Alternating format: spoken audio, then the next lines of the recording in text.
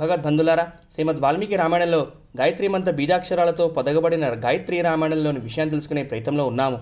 కథాభాగంలో హనుమంతుల వారు 100 యోజనాల సముద్రాన్ని దాటి లంకలోకి ప్రవేశించి రావణ అంతఃపురంలోకి ప్రవేశించారు అని తెలుసుకున్నాం. ఆ రాత్రి హనుమంతుల వారికి సహాయం చెయ్యాలనే ఉద్దేశంతో చంద్రుడు కూడా దీదీప్యమానంగా ప్రకాశించాడు. ఆ రావణ అంతఃపురం చాలా పెద్దది. అందులో చాలా కక్షలు, భవనాలు, ప్రాసాదాలు ఉన్నాయి. హనుమంతుల వారు వెతకడం ప్రారంభిస్తారు. చాలామంది రాక్షసుల భవనాల మీదకి దూకి సీతాన్వేషణ చేస్తారు. ప్రహస్తుడు, కుంభకర్ణుడు, విభీషణుడు, విద్యున్మాలి, వజ్రదంష్ట్రుడు మొదలైన వారి భవనాలు అన్నింటినీ చూసి వెతుకుతారు. ఆ తర్వాత రావణాసుడి భవనానికి వస్తారు. ఆ రాజభవనంలో చాలా గదులు ఉన్నాయి. వందల సంఖ్యలో ఉన్న స్త్రీలతో, మహాబలశాలులైన రాక్షసులతో, ఎర్రగా తెల్లగా ఉండే గుర్రాలతో చాలా తేజోవంతంగా ఉంది. ఆ భవనంలో వెతుకుతుండగా పుష్పక విమానం కనిపిస్తుంది. వజ్రాలతో, వైఢూర్యాలతో చెక్కబడిన పక్షులు ఉంటాయి ఆ విమానం మీద.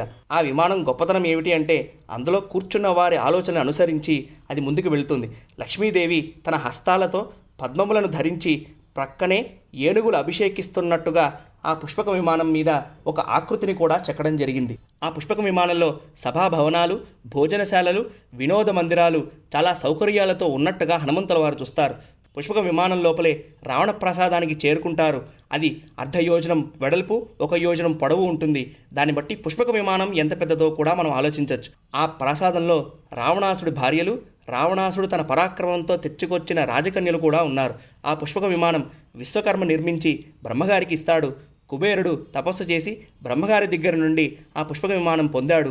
దాన్ని రావణాసుడు లాక్కున్నాడు. ఆ పుష్పక విమానంలో ఇంకొంచెం ముందుకు వెళ్ళి చూస్తే అందులో ఒక పానశాల కనిపిస్తుంది హనుమంతుల వారికి. అక్కడ కొన్ని వందల మంది స్త్రీలను చూస్తాడు. వాళ్ళందరూ కూడా మధువుని సేవించి ఏం జరుగుతోందో తెలియని పరిస్థితిలో ఉన్నారు. కానీ అక్కడ సీతమ్మవారు మాత్రం కనిపించదు. అలా వెతుకుతుండగా ఒక పెద్ద మంచం కనిపిస్తుంది. దాని మీద ఏనుగులా గురకపెట్టి నిద్రపోతున్న రావణాసుడిని చూస్తారు హనుమంతుల వారు.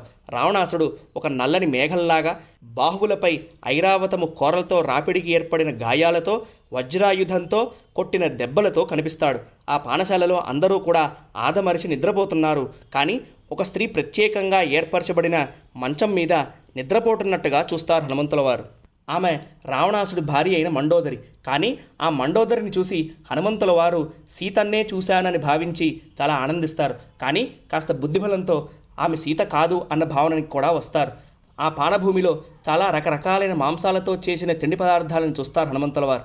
అలా రావణాంతపురంలో ఎంత వెతికినా సీతమ్మ జాడ కనిపించదు. ఆ పానభూమి నుండి బయటికి వచ్చి మళ్ళీ వెతకడం ప్రారంభిస్తారు ఆ పుష్పక విమానంలో. అప్పుడు చిత్రశాల, రాత్రి విహారాలకి అనువైన మందిరాలని వెతుకుతారు. అయినా కూడా కనిపించదు సీతమ్మ. నా ప్రయత్నం అంతా వృధా అయ్యిందే అని భావిస్తారు. కానీ ఎప్పుడూ కూడా ఉత్సాహంతో ఉండడం శ్రేయస్కరము.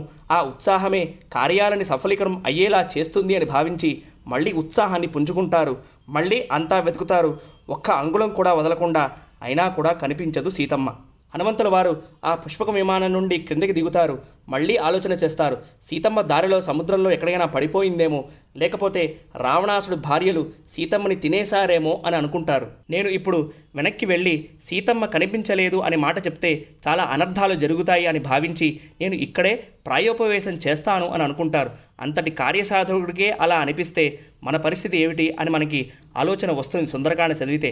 అందుకోసమే సుందరకాండని చదవాలి. మన నిత్య జీవితంలో కూడా ఎదుర్కొనే సమస్యలు మనల్ని కిందకి లాగుతూనే ఉంటాయి. వాటిని భయపడకుండా ముందుకు వెళ్ళాలి అని నిరూపిస్తుంది సుందరకాండ. అప్పుడు మళ్ళీ హనుమంతుల వారు మరణిస్తే ఏమి సాధిస్తాము, బ్రతికి ఉంటే ఎప్పటికైనా మంచి రోజులు వస్తాయి, మంచి సమయం వస్తుంది, సీతమ్మని చూసే భాగ్యం కలుగుతుంది, అయ్యేదేదో అవుతుంది, సీతమ్మ విషయం ఏమైనా సరే ఈ రావణాసుని మాత్రం అగ్నికి ఆహుతి ఇచ్చినట్లు వాడిని తీసుకుని వెళ్ళి రామచంద్రస్వామి దగ్గర పడేస్తాను అని అనుకుంటారు. సీతాదేవి దర్శనం అయ్యే వరకు నేను ఇక్కడే ఉంటాను అని నిశ్చయించుకున్న సమయంలో అశోకవనం కనిపిస్తుంది. నేను ఇంతవరకు ఈ వనాన్ని వెతకలేదు, ఇప్పుడు ఈ అశోకవనాన్ని వెతుకుతాను అని అనుకుంటారు. ఒక్క క్షణకాలం ధ్యానం చేసి శ్రీమద్ రామాయణంలో మకుటాయమానమైన శ్లోకాన్ని వాల్మీకి భగవానుడు మనకి అందిస్తారు. ఈ సందర్భంలో నమోస్తు రామాయ సలక్ష్మణాయ దేవ్యై చ తస్యై జనకాత్మజాయై నమోస్తు రుద్రేంద్రయమానిలేభ్యో నమోస్తు చంద్రార్క మరుత్కణేభ్యః. శ్రీమద్ రామాయణంలో నంబర్ 1 టాప్ ర్యాంక్ శ్లోకం ఇది.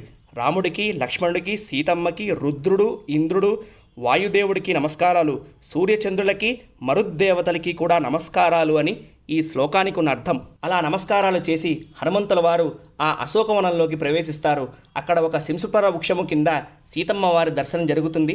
ఆ సర్గని సిద్ధి సర్గ అని అంటారు. చాలా మహిమాన్వితమైన సర్గ. లక్ష్మీ కటాక్షం కావాలి అంటే ఈ సర్గలోని శ్లోకాలు రోజు చదువుకోండి అని అంటారు పూర్వాచార్యులు అందరూ కూడా.